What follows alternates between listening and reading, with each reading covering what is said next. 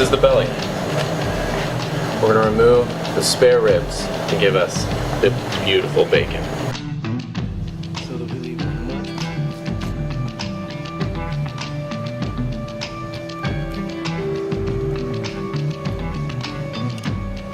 spare ribs. We're just going to cut it in half so it will fit in a smoker.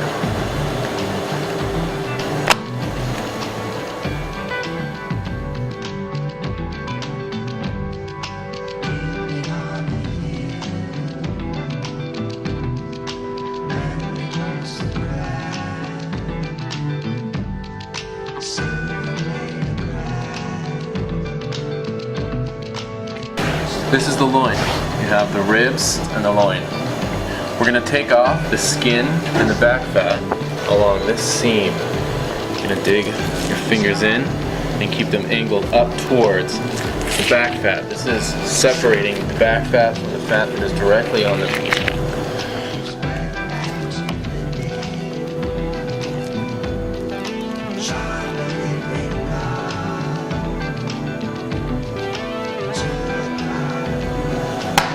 Back fat. So in order to get rib chops, start at the top of the rib, and the only thing I'm thinking about is making my cut parallel with the previous cut. I'm not even worried about how thick the chop is. I'm going to let the rib determine the thickness of the chop.